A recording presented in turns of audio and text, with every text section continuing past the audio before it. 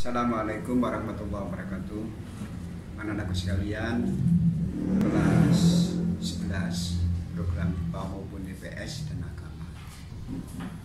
Pada materi atau bidang studi PKN ini, anak-anakku sekalian, kita melanjutkan keterangan yang saya sampaikan kemarin dalam pertemuan kemarin. Sekarang kita lanjutkan pada halaman 13, LKS pada halaman 13 tentang pelanggaran hak asasi manusia dalam perspektif Pancasila.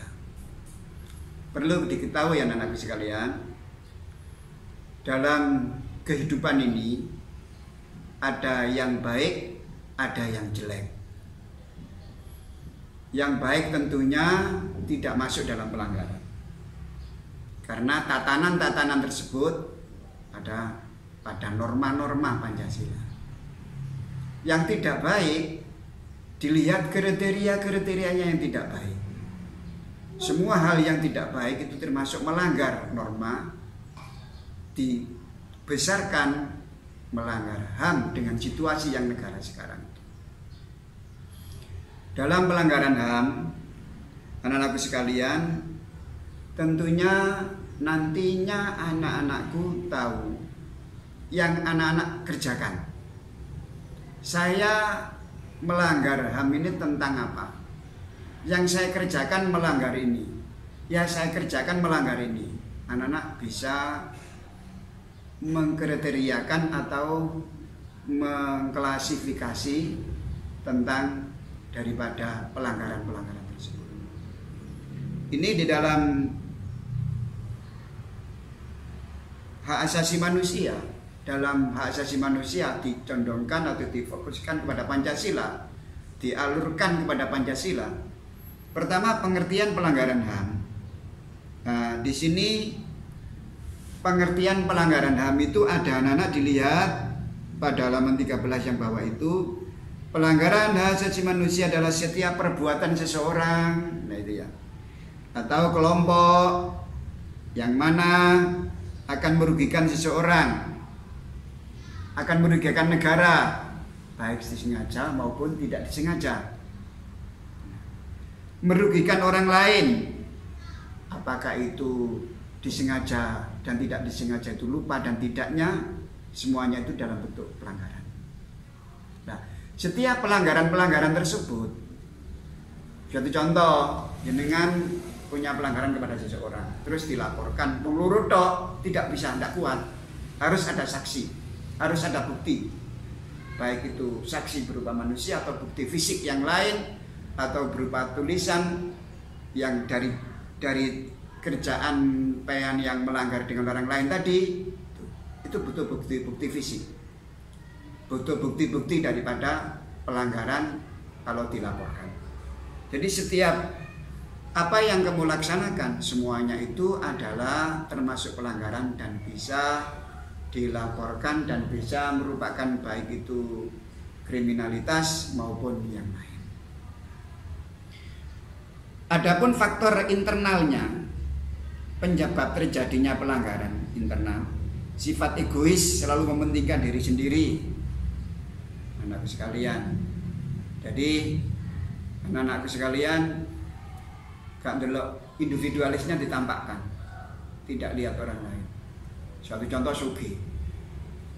Sugih gak delok wong liya. Jadi hal-hal yang membantu orang lain tidak dihiraukan, tidak pernah dibantu, mantan kelek istilahnya itu. Ya. Dia seperti itu. Tidak melihat masyarakat yang lemah, tidak melihat masyarakat yang kesulitan atau orang yang kesulitan, tidak melihat seperti itu. Selalu egois. Nah, itu yang seperti itu adalah termasuk faktor daripada penyebab internalnya daripada pelanggaran. Tidak ada kesadaran tentang HAM. Anak-anakku sekalian, kamu adalah sebagian ayah berpendidikan. Ya, tentunya kelas 11 itu sudah di tengah-tengah. Anak-anak ini harus sadar perbuatan yang kamu laksanakan, kamu kerjakan itu baik dan tidaknya itu harus tahu. harus bisa memilah, memisah, harus bisa memilih dan sebagainya, harus tahu yang seperti itu. Yang ketiga, tidak menghormati harkat dan martabat manusia. Setiap orang itu punya harkat dan martabat, punya derajat. Itu harus bisa dihormati, harus mau menghormati orang yang seperti itu. Yang terakhir adalah yang ketiga, yang keempat, diskriminasi, memisahkan, tidak boleh memisahkan satu dengan yang lain, semuanya harus, tidak boleh memilah-milah, tidak boleh menyisihkan iki gak duwe iki wong sugih gak oleh. Oke, harus sama-sama dalam satu kelas ini kita harus tidak memandang siapapun iku anak wong sugih rek gembulono ono gembulan wong sugih tok, wong gak duwe gembul gak duwe tidak boleh. Diskriminasi seperti itu. Iku wong goblok rek, goblok gak oleh goblok goblok tok, pinter baru pinter tidak boleh. Apalagi kamu adalah orang yang pandai, orang yang ngerti misalkan begitu. Kamu harus artinya merangkul atau istilahnya itu mendekati daripada orang tersebut. Tolonglah orang yang membutuhkan kesulitan itu. Tolonglah orang yang membutuhkan hal yang kamu bisa membantu, silakan tolong. Karena perbuatan yang sak ngene niki, sak menten niki jenengan nanti tercermin di dalam nanti kalau kehidupan yang besar bermasyarakat nanti. Jadi di dalam sekolah itu anak-anak sekalian, itu perbuatan yang tercermin di masa depan sampean nanti. Pergaulan sampean kepada teman yang lain diteleng malah aku biyen lho kancaku sombong. Biyen niku sombong koyo ngono aku zaman sekolah sak kelas iki. Nek gede udah kelihatan. Tuk-tukan biyen sak kelas lho ya tutukan gak nyopo. Polane kono sugih. Sing melarat mosok katenean wandhak ya wis. Nah, karena kehidupan itu ana sing sugih, ana sing gak duwe. Terus yang terakhir adalah kurangnya sikap toleransi.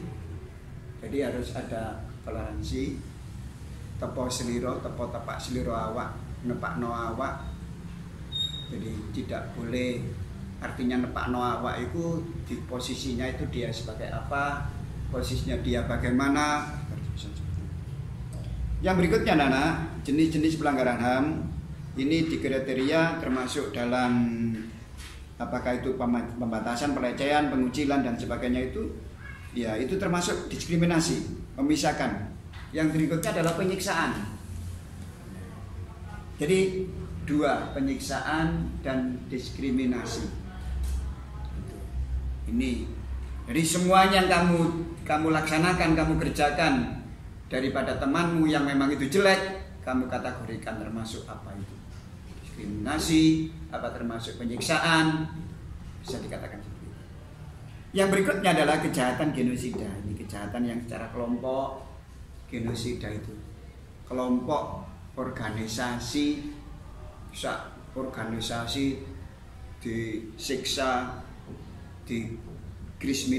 kriminalisa atau dipisahkan sak kelompok yang seperti itu kejahatan genosida. Suatu contoh, membunuh orang, membunuh perang, ya itu genosida. Perang itu karena dalam satu negara atau dalam satu provinsi dihabiskan semuanya, maunya gitu, itu genosida. Mengakibatkan penderitaan fisik maupun mental yang terhadap anggota kelompok dalam itu seperti itu. Dan selanjutnya menciptakan kondisi kehidupan kelompok yang akan mengakibatkan kemusnahan, bahwa itu dibasmi dengan berbagai macam cara, ya perang dan sebagainya itu. Yang berikutnya kejahatan terhadap kemanusiaan, kejahatan kepada kemanusiaan. Jadi ini pun sekarang anak-anak telah dilindungi oleh pemerintah, terutama pada aparat pemerintah sendiri. Hal-hal yang seperti ini kalau memang terjadi, ya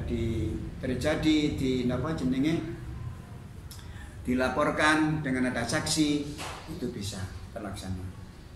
Yang berikutnya kasus pelanggaran HAM, kasus-kasusnya yang terjadi di Indonesia yang sudah terkenal baik pada waktu itu adalah kasus Tanjung Priok, terjadi memakan korban berjatuhan berapa banyak orang, kasus Tanjung Priok, kasus Trisakti yang di Semanggi itu, semuanya itu adalah pelanggaran HAM. kasus kerusuhan Timur Timur pasca jajah pendapat yang pernah dilaksanakan oleh Presiden B.J. Habibie pada saat itu jadi wakil presiden, terus baru diangkat jadi presiden. Timur Timur keluar, ya karena di saat zamannya Pak Harto melbu metu. Nah mari ngono Pak Harto dilenserkan oleh diunjuk rasa oleh masyarakat, oleh negara, oleh bangsa. Ya akhirnya B.J. Habibie diangkat jadi presiden, yang saat itu Timur Timur mau keluar diajak jajak pendapat. Artinya diajak pendapat itu ditanyai, memang betul-betul Timur Timur adalah ingin berdiri sendiri, ingin menjadi negara sendiri. Dirangkul oleh Amerika, akhirnya dibiayai oleh mereka dan sebagainya, sampai saat sekarang menjadi Timor Leste. Anak-anakku sekalian, itu sebagai kelengkapan yang saya sampaikan. Untuk akan datang saya terangkan tentang komisi-komisi perlindungan anak di Indonesia. Demikian yang saya sampaikan. Untuk pekerjaan mencoba uji kompetensi halaman 19 untuk abisian jajah nomor 1 sampai 20 dikerjakan. Itu kerjakan, kamu simpan, nanti suatu ketika nanti saya semuanya kerjaan-kerjaan tolong dikumpulkan semuanya, itu baru saya nilai. Demikian yang saya sampaikan, kurang lebihnya saya mohon maaf. Terima kasih. Assalamualaikum warahmatullahi wabarakatuh.